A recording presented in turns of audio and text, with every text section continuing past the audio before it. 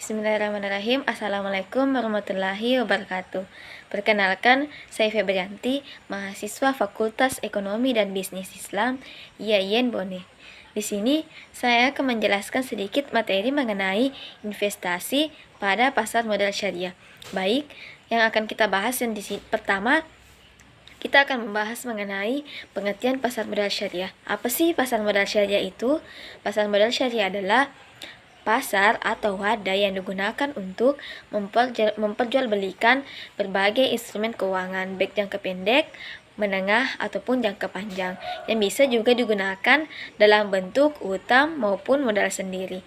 Baik, materi kedua yaitu kita akan membahas mengenai konsep dan prinsip pasar modal syariah.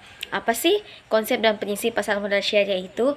Yang pertama, pembiayaan atau investasi hanya bisa dilakukan jika aset atau kegiatan usaha termasuk usaha yang halal, spesifik, ada manfaatnya, serta sesuai dengan syariat, maka investasi tersebut bisa dilakukan.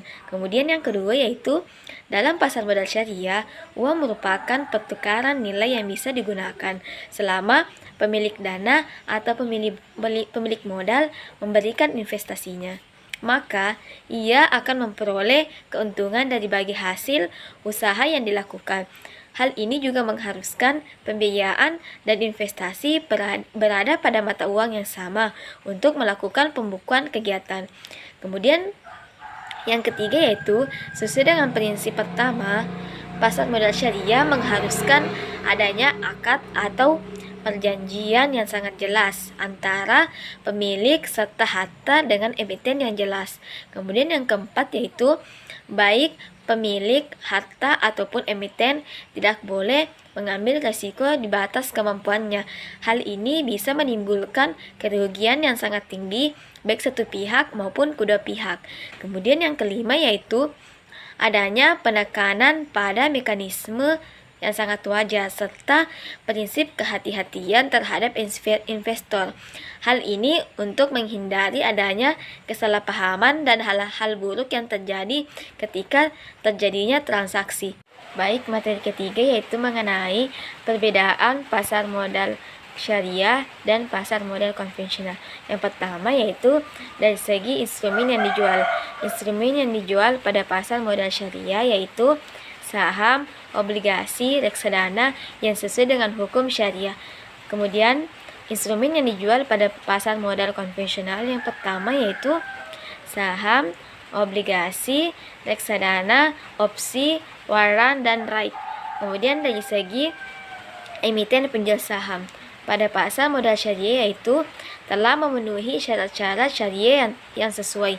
Yang kedua yaitu transaksi yang dilakukan bebas bunga. Begitu pula instrumen transaksi menggunakan prinsip mudharabah, musyarakah, dan salam.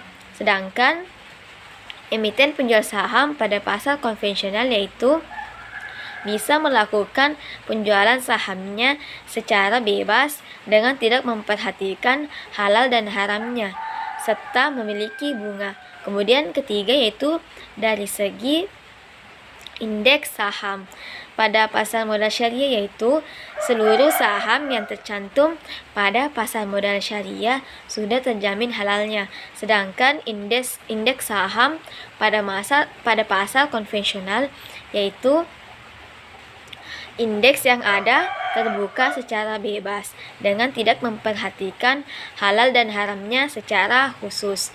Kemudian baik, yang keempat yaitu dari segi mekanisme transaksi. Mekanisme transaksi pada pasar modal syariah yang pertama yaitu telah memenuhi syarat-syarat yang sangat jelas dan ketat. Kemudian yang kedua yaitu dana yang ditanamkan tidak bisa digerakkan di bidang yang tidak sesuai dengan prinsip syariah.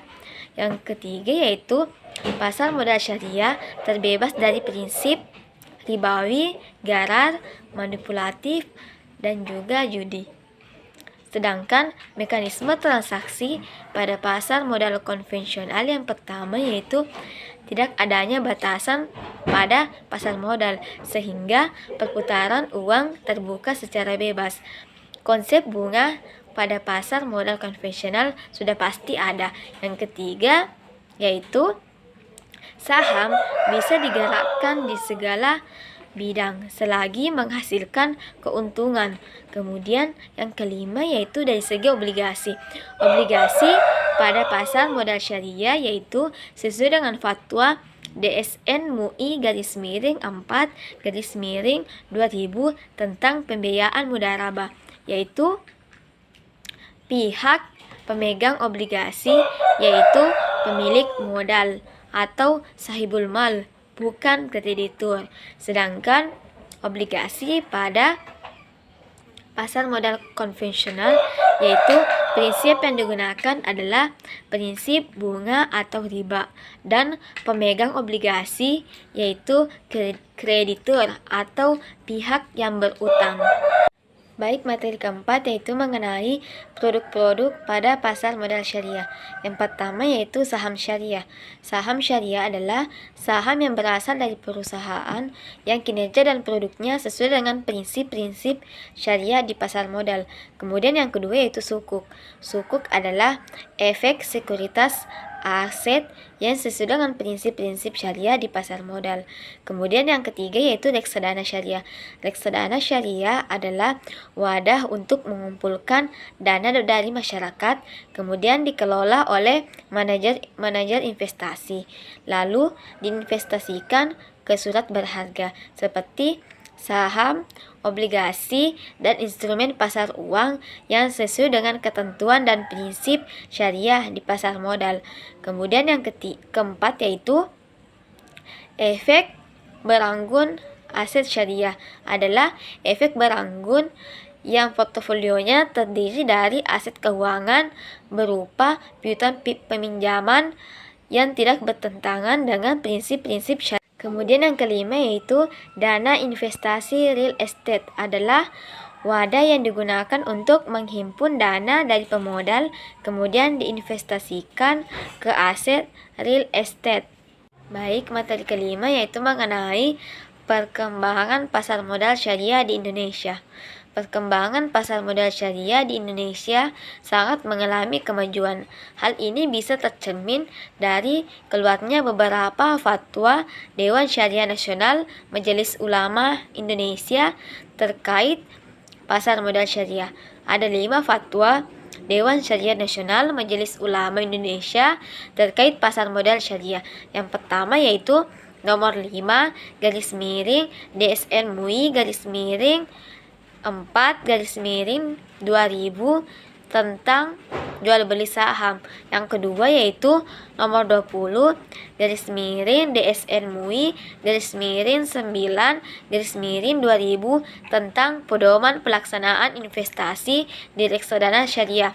Kemudian yang ketiga yaitu nomor 32 DSN MUI _9_2002 tentang obligasi syariah. Kemudian yang keempat yaitu nomor 33 DSN MUI _9_2002 tentang obligasi syariah mudharabah.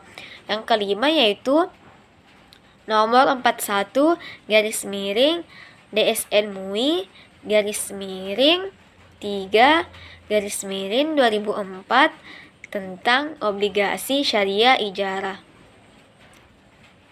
Baik, itulah tadi sedikit pemaparan materi dari saya. Kebenaran berasal dari Allah Subhanahu wa Ta'ala dan kesalahan berasal dari saya. Assalamualaikum warahmatullahi wabarakatuh.